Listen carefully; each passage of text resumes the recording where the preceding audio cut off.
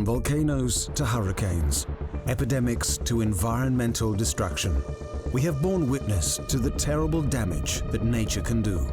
But in this episode of Desperate Hours, we slip the surly bonds of Earth to encounter disasters in the air. There have been accidents in the air ever since the time of the Wright brothers. Indeed, Orville Wright was pilot of the first ever flight that killed its passengers, or passenger, one Thomas Selfridge, back in 1908. Plane crashes have been a fact of life ever since. On this program, we recount some of the most noteworthy aviation disasters of the last century or so.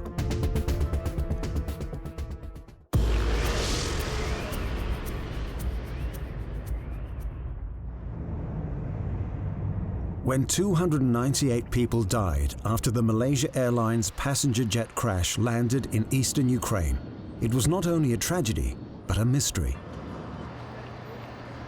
On 17 July 2014, Malaysia Airlines Flight 17 was on its way from Amsterdam to Kuala Lumpur when it disappeared. At the time Flight 17 went off the radar, it was traveling over a disputed border between Russia and the Ukraine.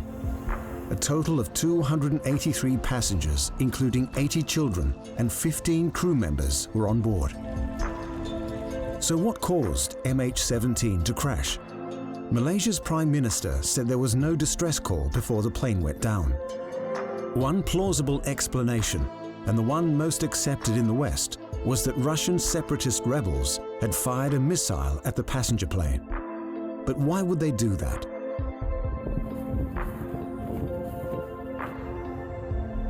The most credible explanation is that the separatist rebels mistook the passenger plane for another aircraft, specifically a Ukrainian one.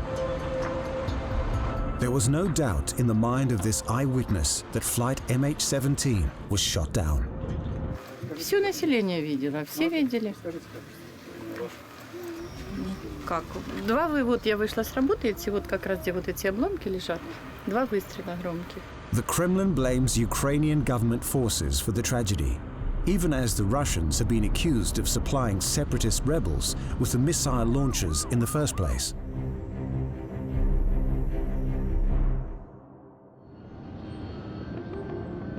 Flight MH370 is believed to have crashed in the southern Indian Ocean with no survivors. There were 239 people on board the plane this time. It was on its way from the Malaysian capital, Kuala Lumpur, to Beijing, China on Saturday, March the 8th, 2014, when it disappeared from civilian radar screens. Malaysia Airlines confirmed that this flight, MH370, lost contact with Subang Air Traffic Control at 2:40 a.m. this morning. Investigators of the incident believe someone on board must have deliberately turned off the plane's communication systems and then diverted it west of its flight path.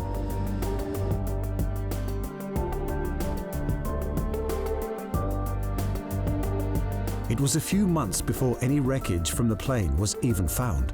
Then it was only a flaperon, a segment of a wing that washed up on La Reunion, an island in the Indian Ocean.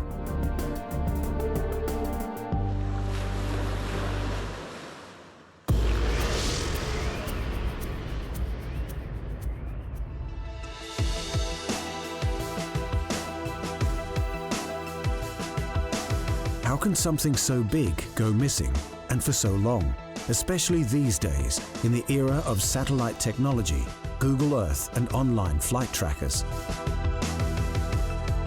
Well, it happens. In June 2009, for example, an Air France flight set off from Rio de Janeiro to Paris. The plane was a wide-bodied Airbus A330, the pride and joy of Air France. But on that fateful night, Flight 447 sent an automated problem report before it dropped off the radar. It just seemed to have disappeared, seemingly for good. But with 228 people on board, 216 of them passengers, you can be sure a search was instigated. Still, it was a search that went on for 2 years before they found all of the dead, most still strapped to their seats, some 13,000 feet below the surface of the Atlantic.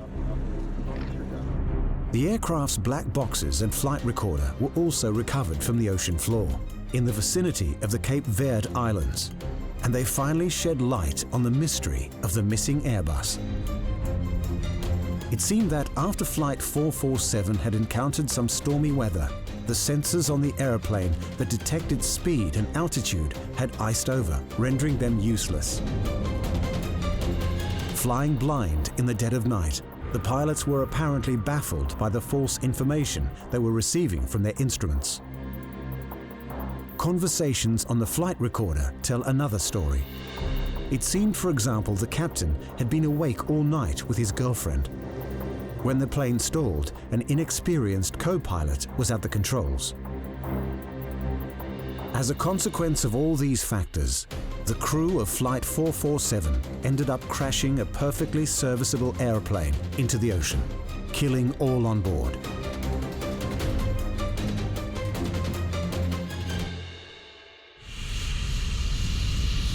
When discussing aviation disasters, and especially following media coverage of one, a term you will hear many times over is the black box. But what does this actually mean? The so-called black box is actually two pieces of equipment, the flight data recorder and a cockpit voice recorder.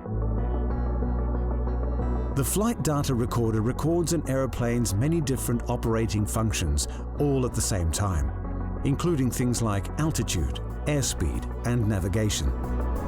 They also record numerous other functions of the plane, such as movement of individual wing flaps, the fuel gauge, and autopilot function. The cockpit voice recorder records everything the crew says and any other sounds or noises audible within the cockpit.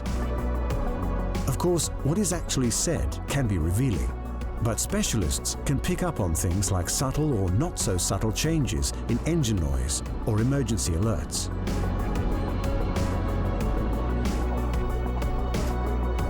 The black box or boxes are virtually indestructible. For one thing, the flight data recorders are wrapped in titanium or stainless steel and tested to ensure they can withstand over 3,000 Gs of impact, the flames from a jet fuel fire, you name it.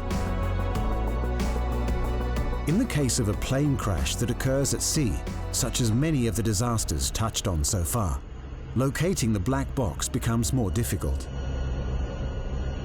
For that reason, both recorders have a device fitted to them known as an underwater locator beacon. Activated as soon as it comes into contact with water, the ULB can send signals from as deep as 14,000 feet. Most of the time, what black boxes reveal are some kind of engineering or technical malfunction, or perhaps error of judgment.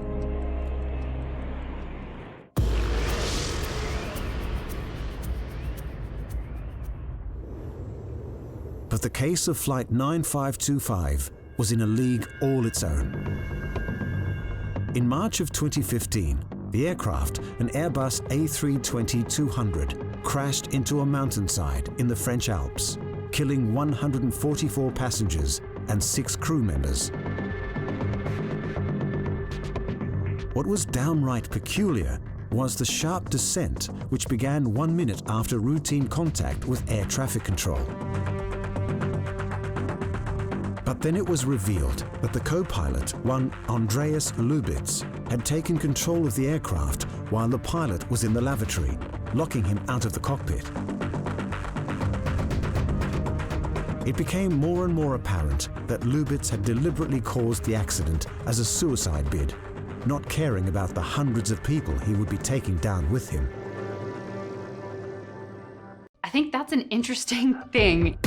This one piece will make 52 layers. Watch on mobile devices or the big screen, all for free. No subscription required.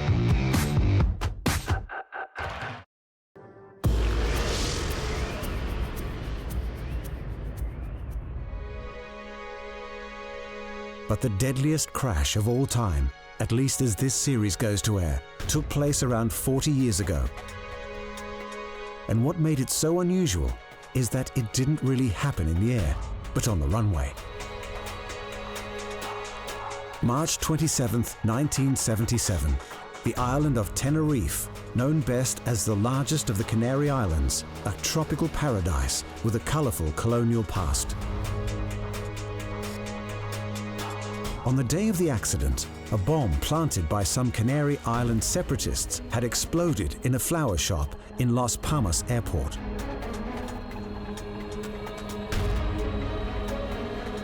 The little airport suddenly found itself packed with diverted flights. The 2 Boeing 747s that would be at the center of the coming tragedy, one a Pan American flight, the other a KLM plane, actually sat side by side for a while, wingtips practically touching.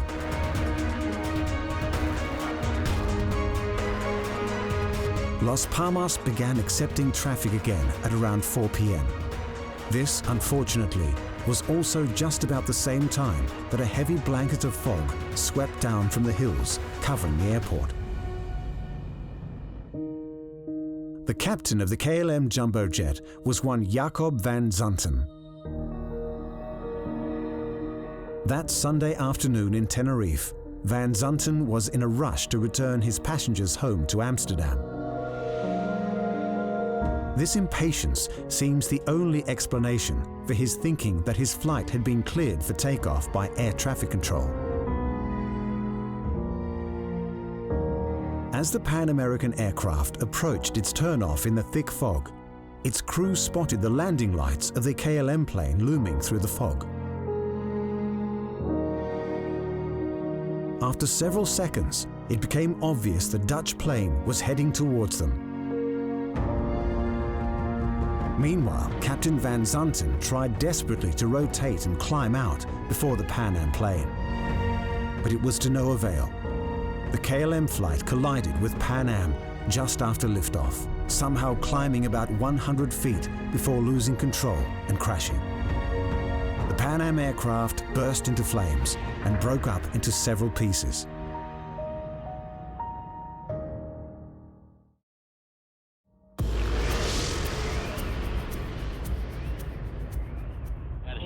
Go Delta. Go Orion. A first mission.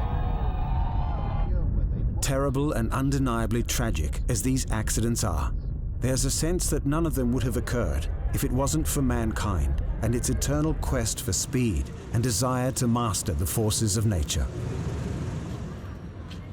Even in outer space, anyone who watched it live can never forget how on January 28, 1986, the NASA space shuttle caught ablaze and broke up, barely more than a minute after launch. It took with it the lives of 7 people.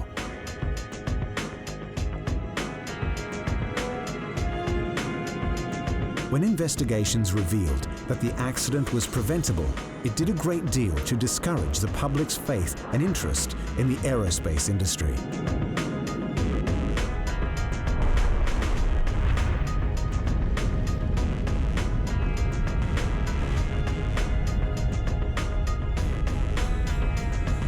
Arguably, that confidence and curiosity was just beginning to make a comeback. And then in 2003, on its return to Earth, the space shuttle Columbia disintegrated, killing the 7 astronauts on board. An investigation board found that it too had been an accident waiting to happen.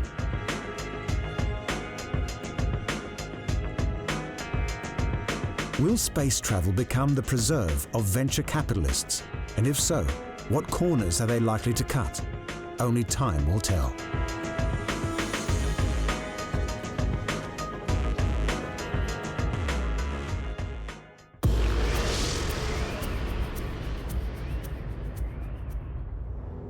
The challenges of outer space are one thing.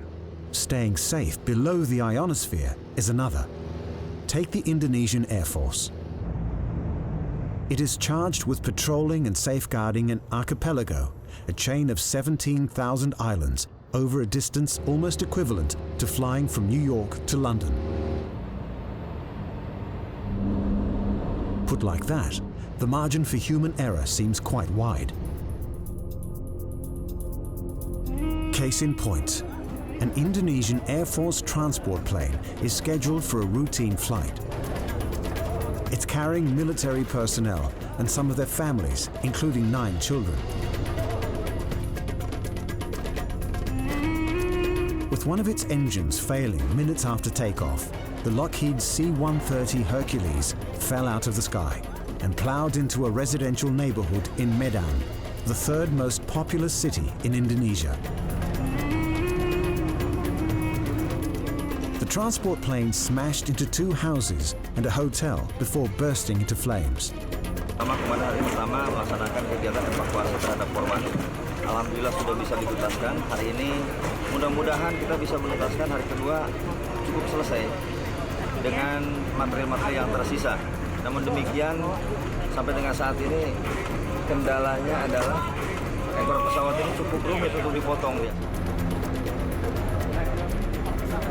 Not surprisingly, everyone on board, some 122 people, were killed along with another 17 residents.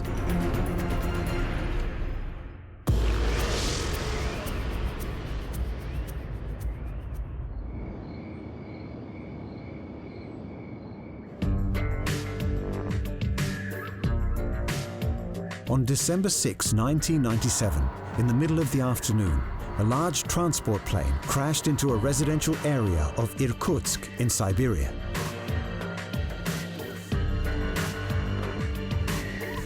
When we say large transport plane, we mean it.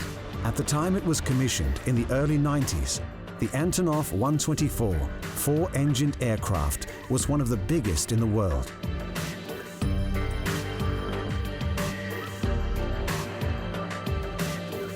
It scarcely seems credible, but at the time it crashed, it was taking off from an aircraft factory.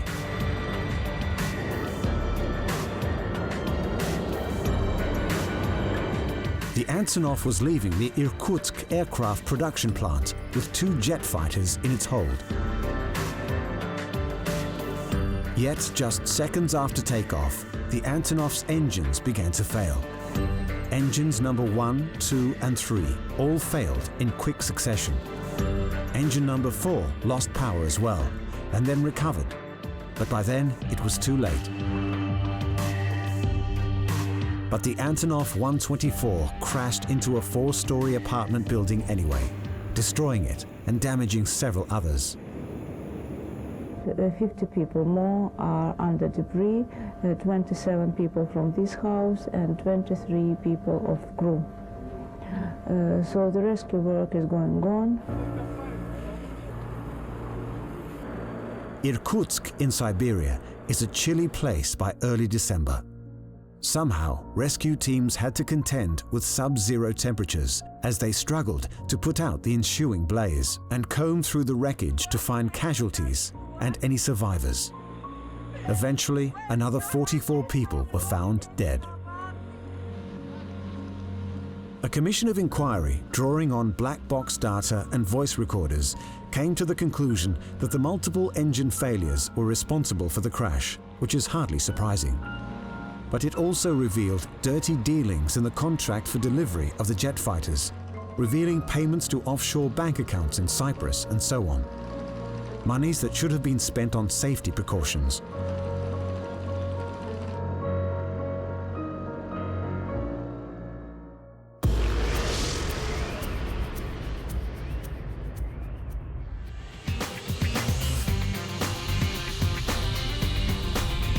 Finally, in this episode of Desperate Hours, as we encounter fear in the air.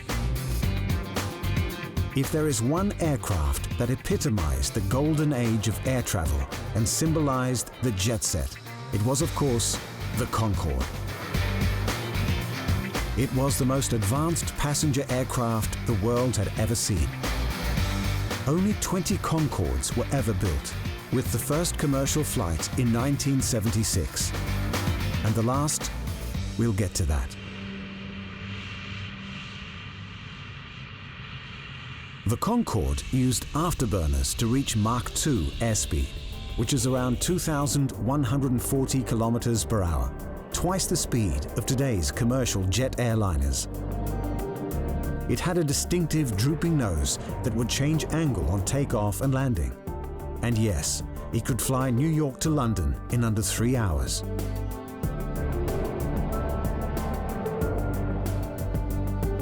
Travel on the Concorde was also the preserve of the few, those who we call today the 1%. The Duchess of York once expressed her preference for Concorde this way. I am able to take my children to school at 8:30 in the morning, drop them off, then take BA Flight 001 to New York, and get to New York at 9:30 a.m.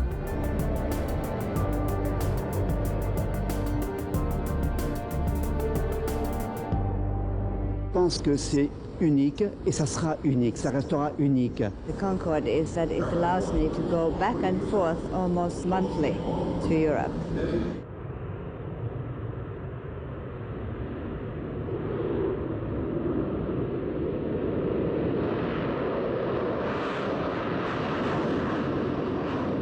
But the dream came to an end at the beginning of the century in the most dramatic possible way.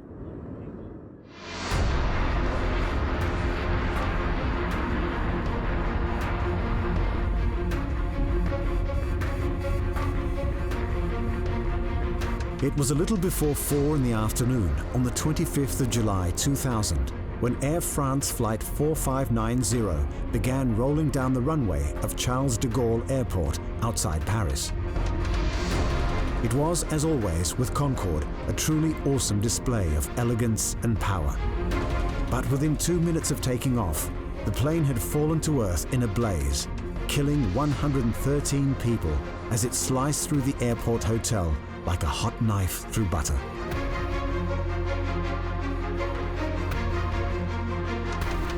One of the plane's left-hand engines caught fire on takeoff and was consumed by a huge fireball.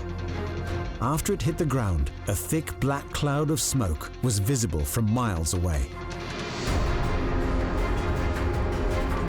Over the shoulder of my interviewee was the aircraft with a huge plume of fire and smoke from the left-hand side, 20 to 30 feet long, definitely on fire and definitely in trouble. Fires from the crash burned for several hours. In the final tally, all 109 people on board the flight were killed, and another 4 on the ground. So what went wrong? Well, in 2010, Continental Airlines and one of its mechanics were found by a French court to be guilty of manslaughter in the case of flight AF 4590. According to investigators, a piece of metal which had fallen from a Continental plane caused the crash. The metal debris had shredded one of the Concorde's tires, which projected rubber into the fuel tanks and sparked the fatal fire.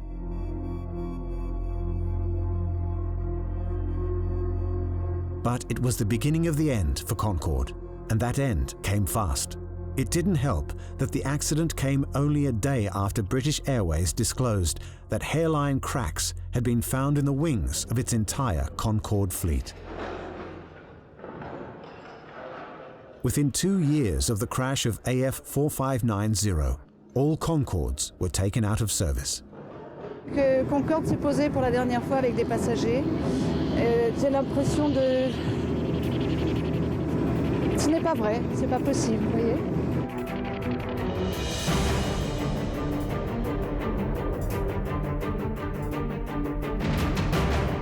We hope you are not frantically cancelling your next flight after watching this episode. It does give one to pause, but remember, with the number of planes that are in the air at any one time, the instance of crashes is actually very low. Many more people die in automobile accidents every year. Admittedly, with the difference, they don't usually die hundreds at a time.